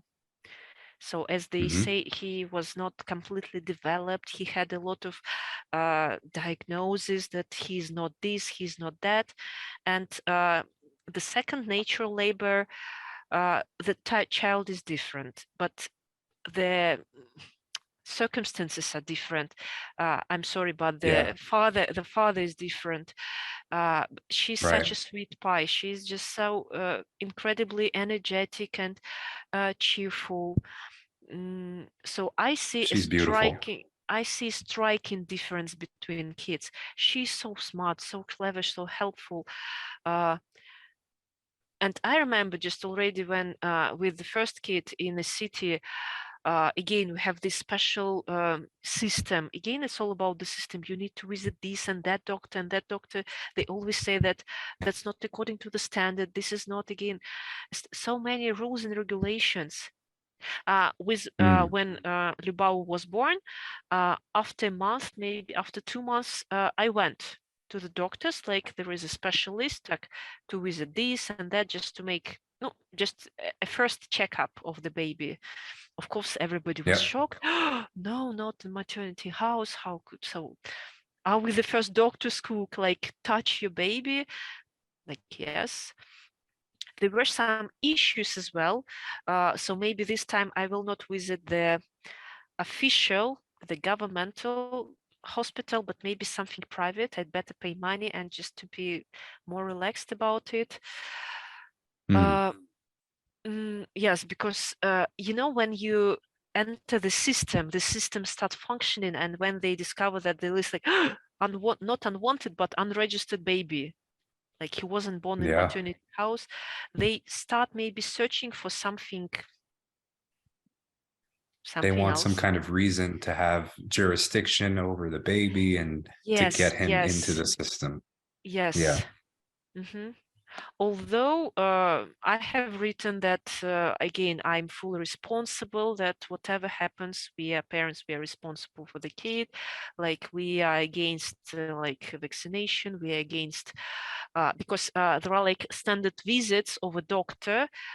In Russia, there is the doctor should visit your baby every 2 weeks. The first month, maybe the first 2 months is they have your address and they must visit you at home.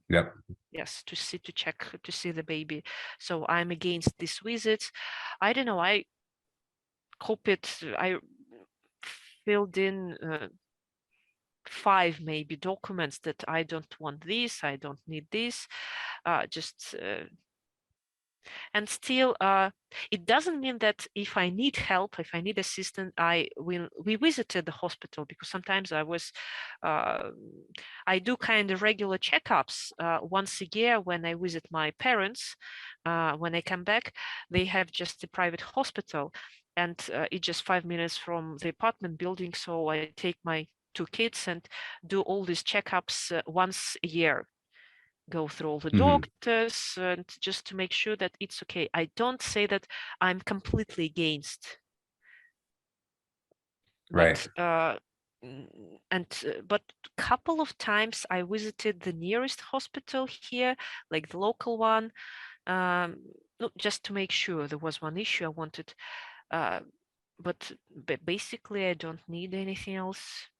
For my kids are Lyubova the second, yes, she's super healthy. We may get infected. There was the issue with the guest, because we have a guest house, and although we tell everybody, just if you're ill, please don't come, but there was an issue when there was a family with a he maybe was recovering, but afterwards we got infected. So again, we are normal people with normal immune system, so viruses, bacteria come, but it's a huge difference whether your child receives everything like when he's 1 year old or when he's already 2 years old. It's much easier when your child is like unbelievably. And I see that it generally takes my kids like 3-4 days to go through everything. So not like I experienced it in the city with my eldest, with my son. Like we could be ill. He could be ill for weeks, and then this treatment. When you try this, you try that, and here maybe the thing is that he didn't want to the kindergarten as well as we had the problem. So maybe he tried to extend as far as possible. That's why it took weeks. Here he wants to go out. He's very interested in the outside world. I see. He's like, no, right. no, I'm healthy already. I need to go. No, just maybe get warmer clothes, get dressed properly, something. No, just a winter jacket. You are still coughing. No, I'm already healthy. Something like that. So they take it differently. They go through it differently.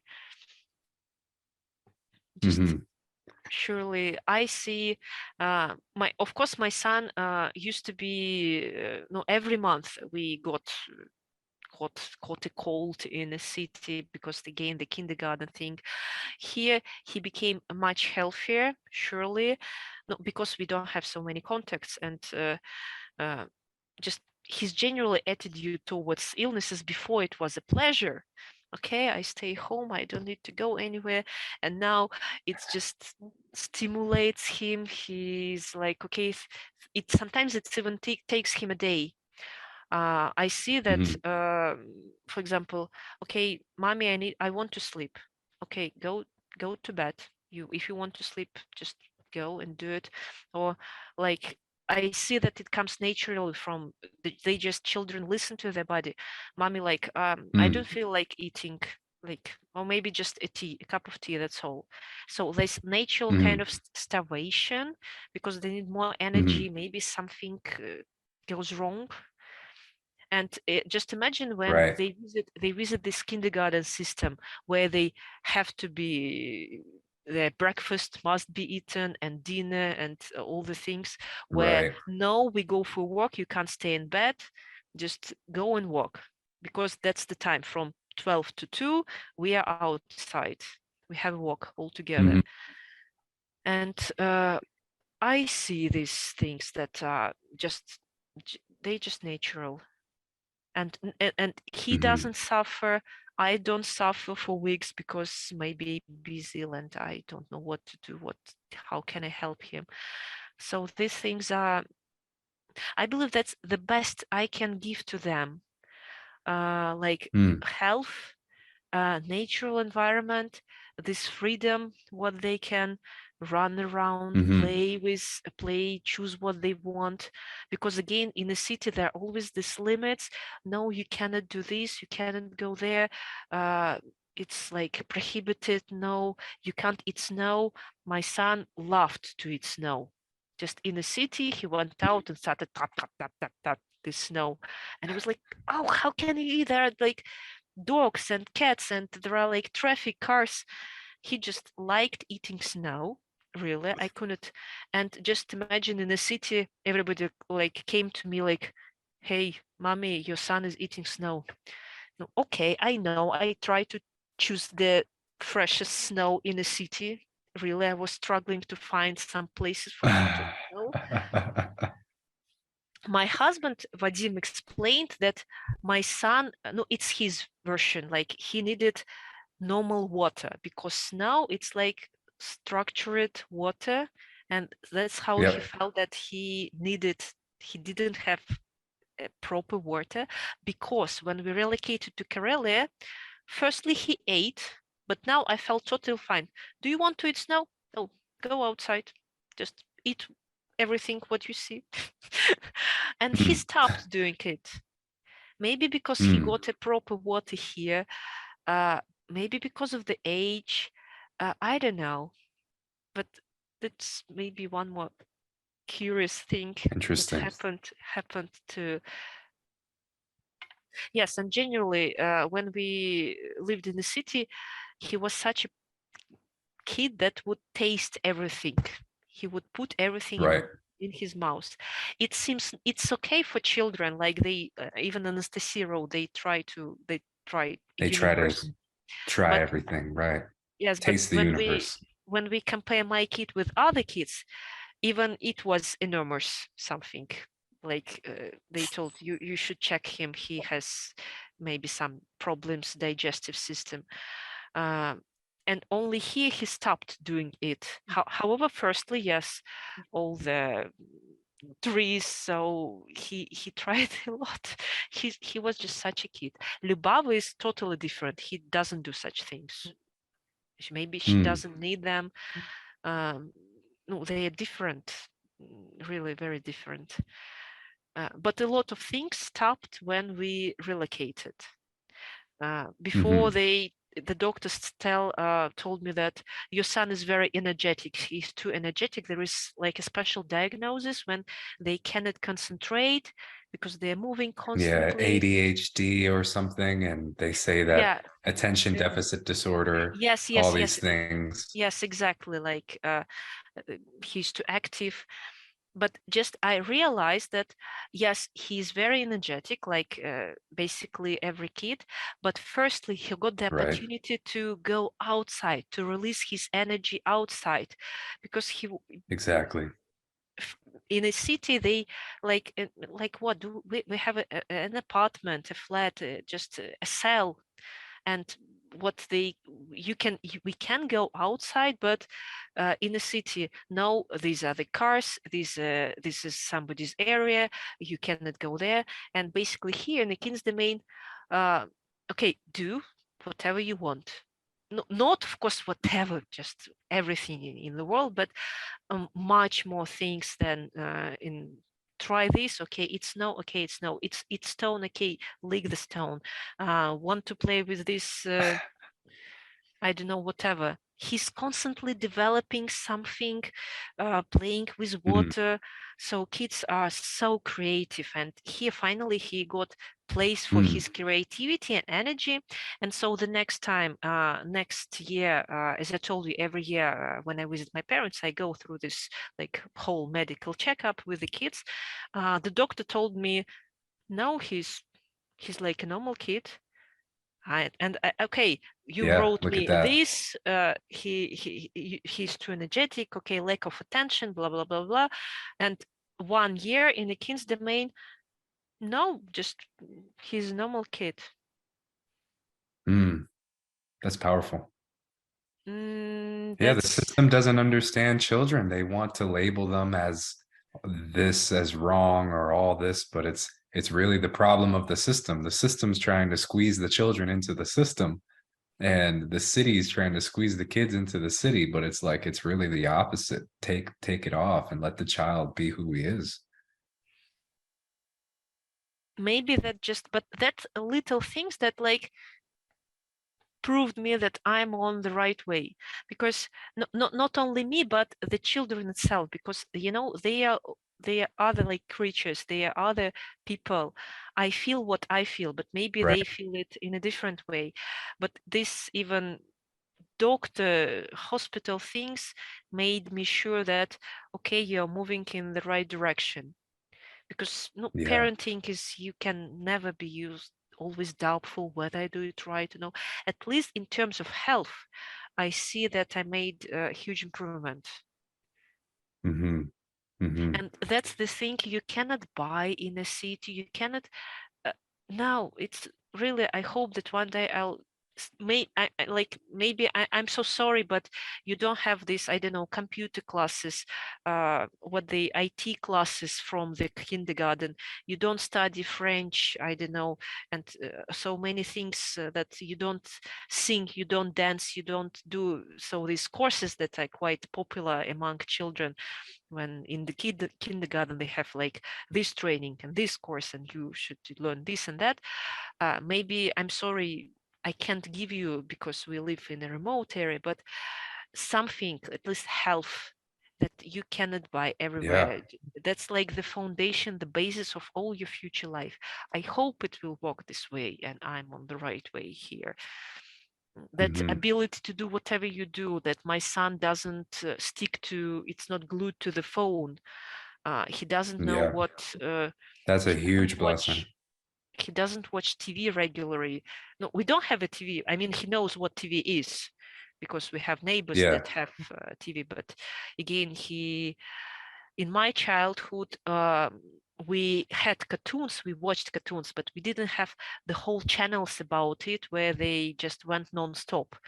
And like we had, okay, you watch it for 30 minutes and then they done. You go somewhere else. Yes, you go somewhere else. Again, you go back to street and you play there. But now I see that, for example, I have my niece, and she lives in the city, obviously, and she just watches these channels non-stop.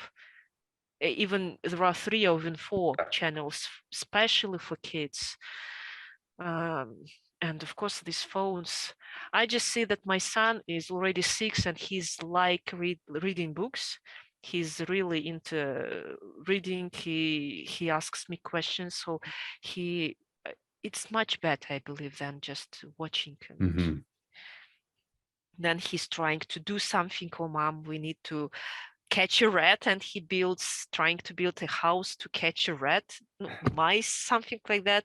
Then the other day, no, for example, it's like I told you, this winter is very warm, so water comes out of the pipe. I need to dig something, a hole for the water. I like, what the hell are you doing? Okay, whatever. So he's a free boy. This energy in a city, how could he find the way out for his energy? And it comes naturally. I really hope that he will be a smart person and really creative without any boundaries in his mouth, that he can really do anything with our assistance, with our help. I'm sorry, just maybe it took so many time, but this topic, children is, I'm also inspired by this thing. I hope that I'm doing right thing. It feels like that because I feel that they're happy about it mostly. Although it doesn't mean that my children don't fight, like I need this and I also need this thing, and they then sometimes they also cry, they have bad days, so we also say it exists. I don't say that they 100% every second they're happy. They have their ups and downs.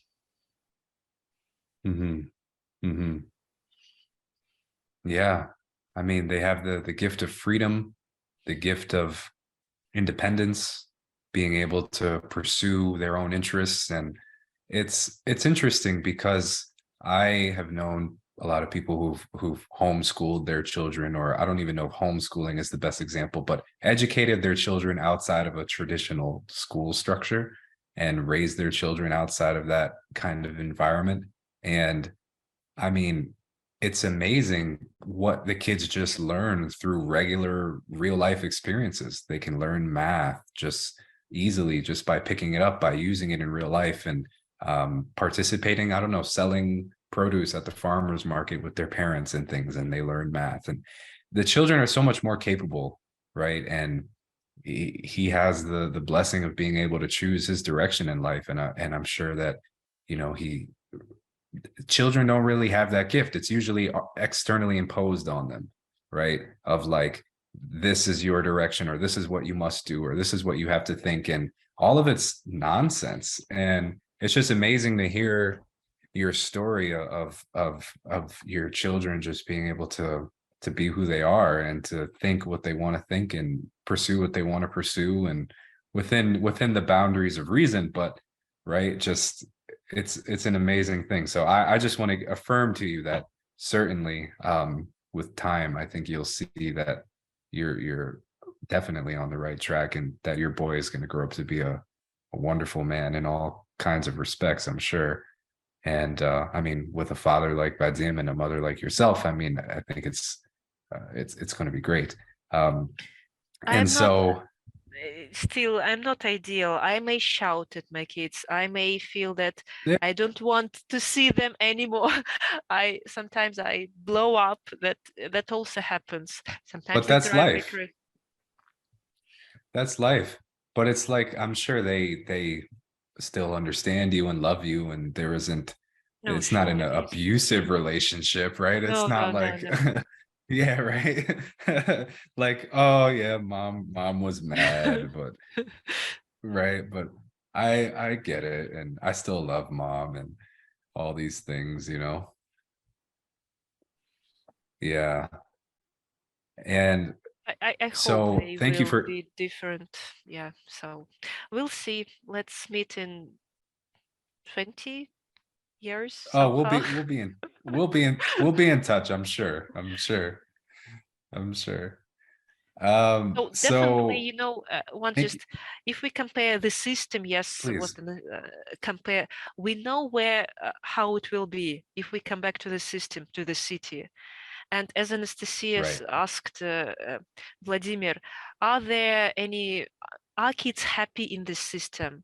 And the obvious answer actually no. Of course, there are some happy kids that are, oh, mommy, they can't wait to go to the kindergarten.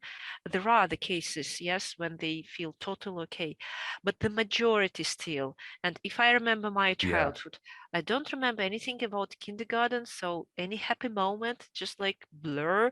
The same for school. Okay, my school was okay, but nothing like, no, it just was okay. Okay. Exceptionally joyful or No, something, yes, right? something like that. All my positive experience, all this like joyful happiness came from these summer moments when my parents took me to my grandparents to Mm, this garden, and where we for 3 months in summer, these summer holidays, we we did what we could, and that's I still I remember those moments, not moments from school.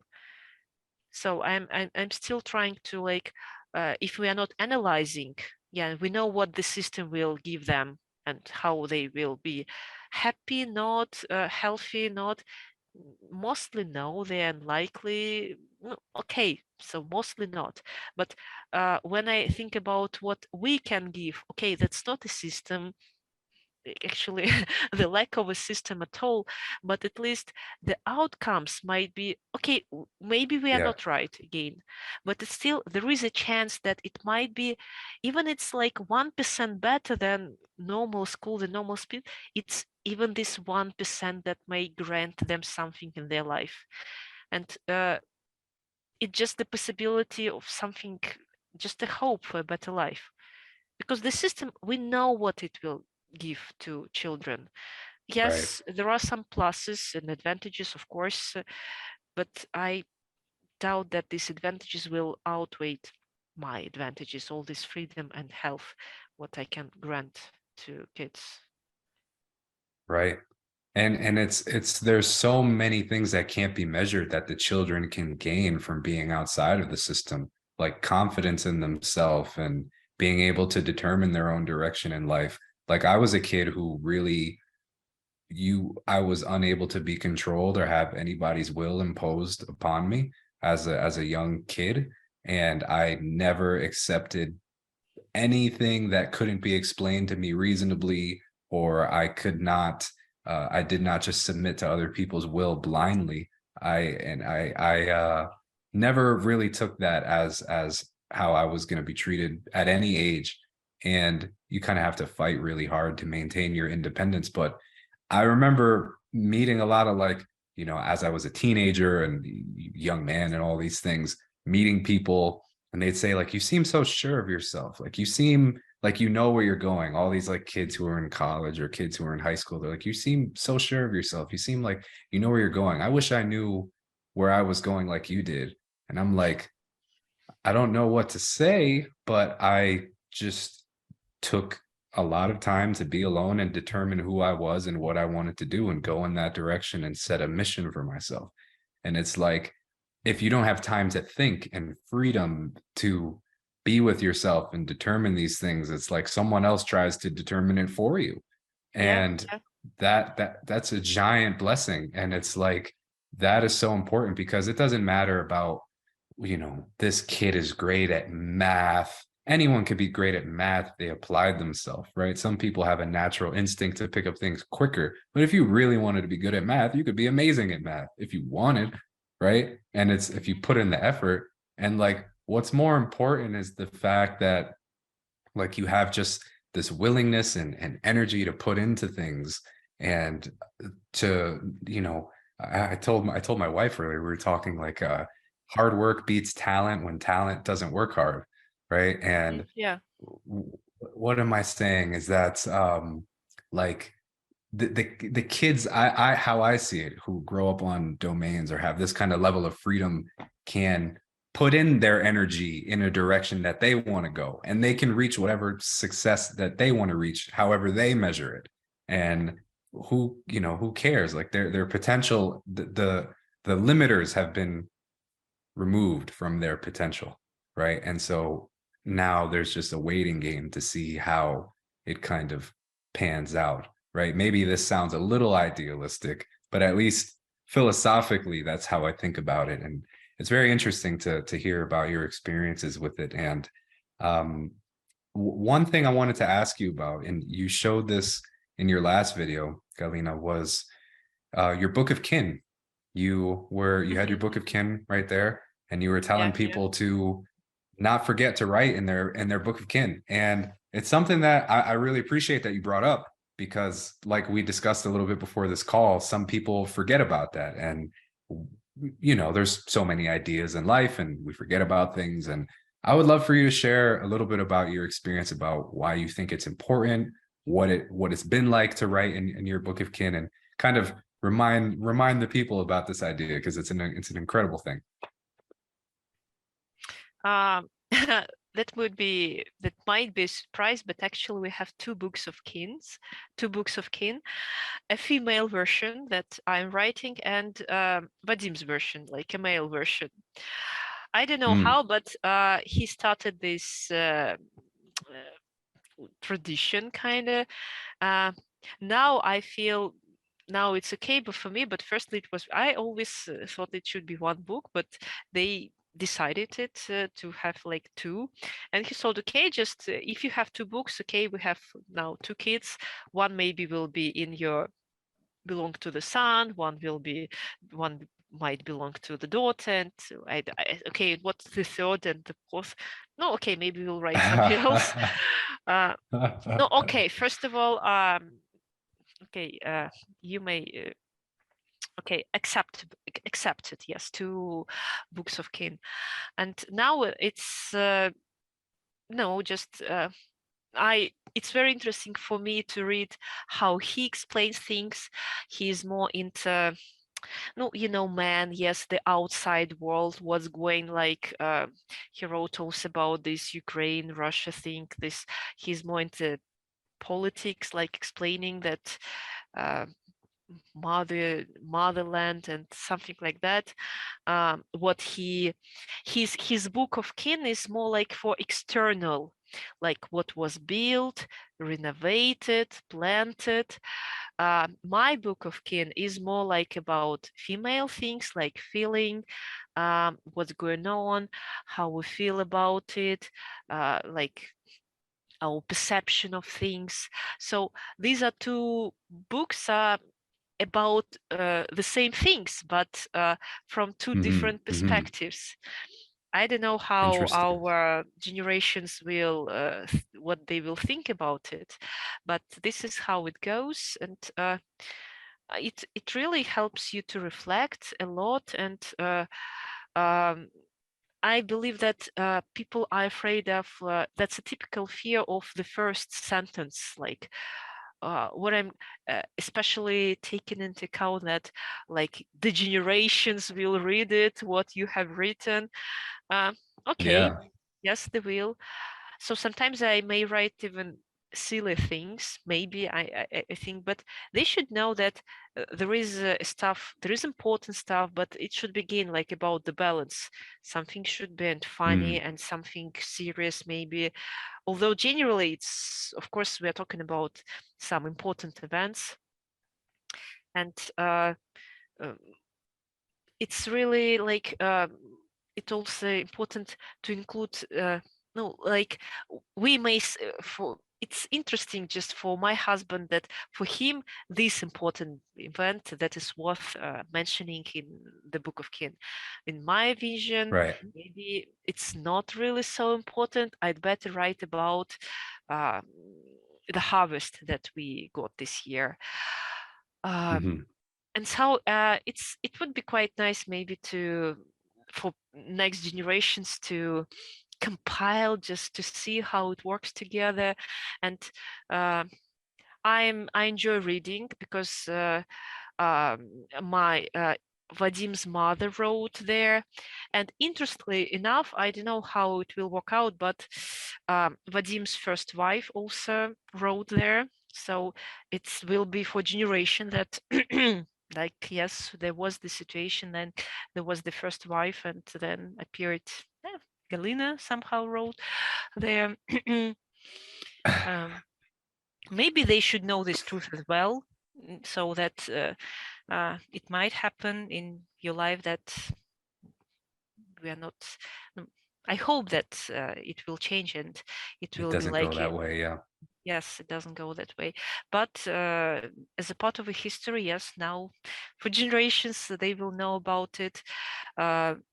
I like reading his book. I like reading my previous notes because we know the memories tend to fade away and they become vague, and this helps you to live through it again, experience the same emotions.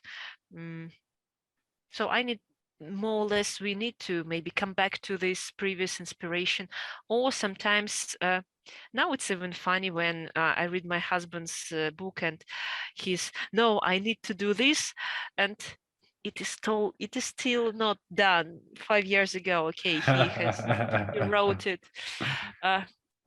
No, things are changing, and it maybe become not really important. Just you thought it might be like, well, I must do it, but actually no.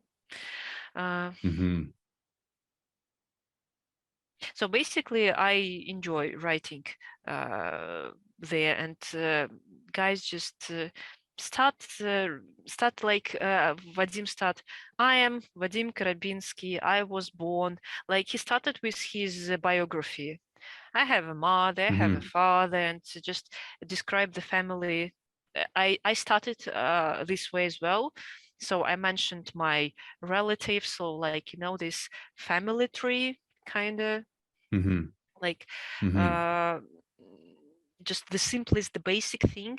And maybe then because I would love, for example, if I imagine that I could have a book that my grandmom wrote about her parents or about her that would be really nice. I don't know why, but I love talking. I'd love to know who they were, what they thought, how they thought about, like, I'm writing about our daughter. It will be the daughter, like we're expecting her. It would be nice to know that your parents wanted to have you, what they thought about you. As for Lyubava, by the way, it's very interesting, but again, I'm sorry, Lyubava, I'm sorry, that will be Ulyana. We have already chosen the name. My Vadim always expected a boy. Okay, that's a man wants to have a son. And he wrote in the Book of Kin, okay, we're expecting a son, my dear son, like la la la, you will be this and that. And then, oops, a daughter. Okay, so next time he again wrote, it will be a son, my dear son, blah, blah, blah, blah, and it will be a baby girl. So again, a daughter. Again, oops. I I told Wow. him, Vadim, you need to change your vision. You need to start writing about the daughter, your next daughter. And maybe you'll be lucky again like this. Oopsie. And you'll have a son. Maybe it's gonna be a boy. Yeah. I don't know what my girls will think about it when they I just I always was quite like it could be a boy, it could be a girl. Although I made ultrasound, so I knew the sex of the baby, but Vadim didn't want to know. So he told me not to tell him. So okay, but in his kin's book of kin, he wrote about the son. So maybe a lesson to our generations that maybe you shouldn't be so focused on something. Again, the universe might know better what you need. But he's totally in love Maybe. with the daughter, so he says, "No, I don't care. Like the second it will be even better." He enjoys it very much. That's beautiful.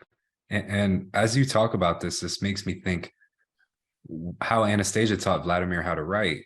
And she explains to him that the soul of the person will dictate the order of the words on the page, and then the person reading will feel the soul of the person who wrote it. And that's when I first read that, it completely changed my view on all my communication ever after that, because it just, I was like, oh, okay, I can get out of my mind and go into my soul, feel deeply myself, and just write from this space and convey my actual feelings to people. And I've written a little bit in my book of kin. I need to get a better one, kind of like the one that you have, that I feel more confident in its durability and Yeah. its capacity for pages. But I will probably take what I've written and put it in that one. And it's, if anyone listening hasn't done it, I would highly suggest you go out and find a durable book and start, because it's like, when I felt, what is it that I want to say to my Yeah. descendants, it's so powerful. And it's like I Yeah. spoke in a way that was so different from how I normally would speak. And I and it was interesting. I was thinking about what Anastasia had talked about in the books, of like, our descendants in the future aren't going to fully understand how crazy our world was when we were alive.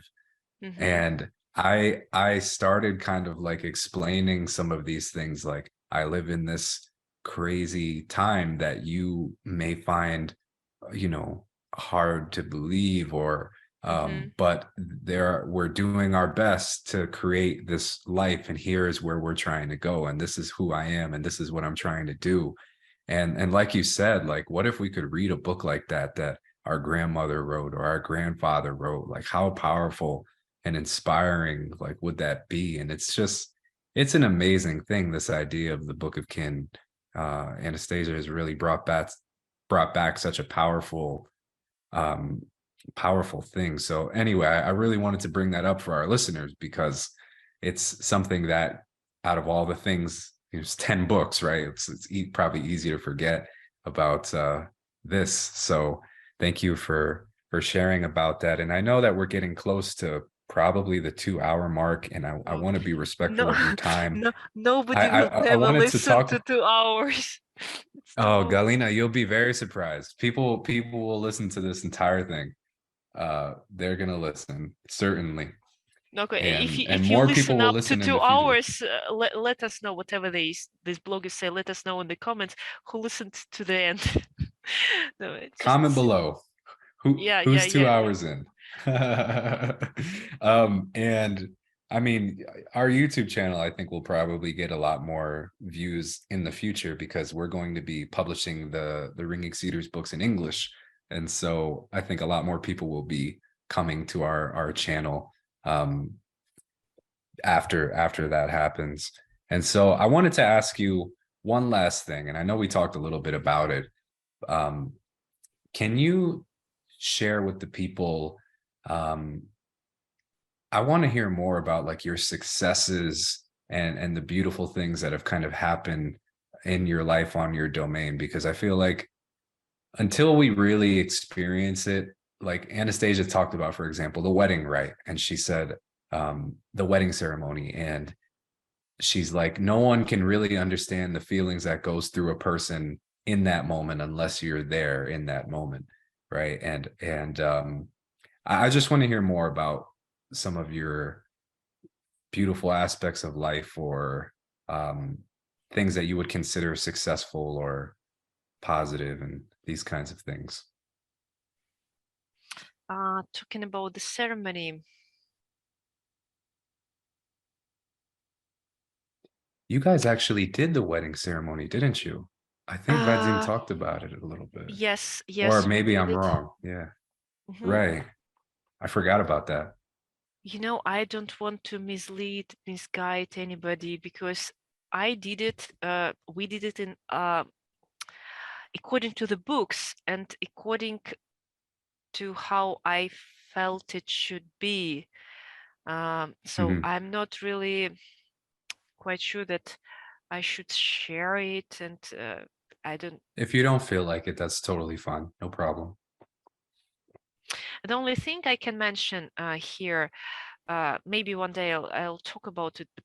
Just the only one thing, when again, miracles happen, and when I arrived to Vadim's kin's domain, yes, I had my own personal ritual. Maybe something similar what Anastasia described when she kind of engaged herself. If you remember what I'm talking Yeah, about. she did her own wedding ceremony by herself. Yes, I felt that I needed kind of something like that, so I incorporated something. No, okay, I don't want to go into detail, but I wanted to. I felt that I needed, and I went to like a place that just and I just asked a question. It was night, a starry night as it should be. I just asked a question whether I should be here, kind of belong. I don't remember exactly the question, but I was waiting for really a sign. Just if you really just need me, if I really belong here, you know, there's all these questions. And there was the falling star in the sky. Wow. Right Yeah, in that moment, huh? right in that moment I asked the question, and That's amazing. I was waiting. I really asked for maybe it just, I'm not kidding, it was for real. There was a, and I Yeah. was like, I was in awe, like, oh, is it really with me? Like, Yeah, I bet. uh, and I thought, okay, now I believe. Wow. It was really like that. So, and I thought, now, yes, Vadim, I don't know what you're going to do with me, but I'm gonna stay here. Maybe you're still, but they told me again that you're Right. here. So it's amazing, but yeah, really, I'm not lying or anything. I'm not just pretending. It was really like that. Yeah, I believe you. I'm Maybe sure our that's listeners will why believe. maybe that's why the Anastasia wrote, just if you come back to rituals, there should be clear sky. That's where she mentions the sky should be clear, so you should see the stars. And first, I believe, just to communicate, just to, no, because we are connected, Right. yes, to so Yep. we should be able to see them, and also they will see ours. But maybe also for these mysterious things, for kind of signs to show you. That's what really, I don't know, still can't believe, but it was. It's talking about these rituals. Honestly, when me and Vadim, we had the wedding ceremony, we were just laughing. No, I don't know. We're just silly, romantic people. And if you remember, then you should. It is with water. You should be kind of naked and then spend some nights together under the sky. And it was winter. It was cold. We were like freezing, laughing at the same time. I cannot say that we really, maybe it looked so, I don't know, a momentous ceremony. It didn't look like a ceremony. We were just having fun, honestly. Although totally we were serious that, okay, we need this for this and that, but we just, I don't know, it was like that. We are still making fun and jokes, like just that was the way we did it.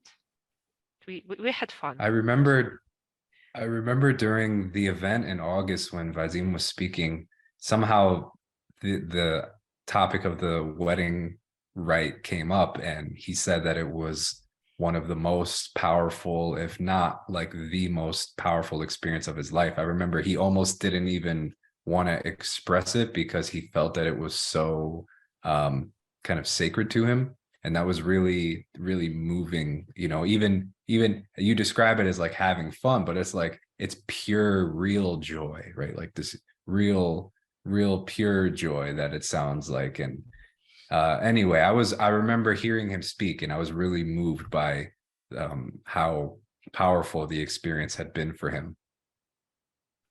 For me, the most powerful experience that really shocked me, that was this falling star, where I was like, yeah. And nothing, honestly, nothing else could impress me more, because already at this moment, I got it. I understood everything. I follow the way. Yes. Yeah. That's amazing. Yeah, right. I am on duty. How? Right. You got the order. Right. Yeah. I see. Well, Galina, I understand it is getting close to like 1 o'clock in the morning at your time. And so yes, somehow I don't know how we did it. The time flies when you're having fun, they say. Yeah, really, it flies. Yeah. And I want to ask you before we close it out, is if there's anything else that you might want to share with our listeners or anything. I'm sorry, huh? It's just Vadim is looking at me like, I'm going to. I know. I promise. Okay. Okay. Well, anyway, maybe it's time to go. Anyway, please send my greetings to Vadim. And I want to say I'm very grateful for you taking the time. Oh no, it's okay. All right. I'm sorry, I have Zoom. It's blurry. He's blurry, right? Yeah. Hi, thank you. Yeah. So good night or good morning, good afternoon for everybody. Thank you for listening up to 2 hours. You're crazy, really. No, this is interesting. This is what people want to know about. So thank you, Galina. I'm sure we'll be in touch soon. And thank you for your time. Thank you for joining me. I had a lot of fun, and it was such a pleasant talk. Thank you. So see you. All right. Goodbye. All right. Bye, everybody.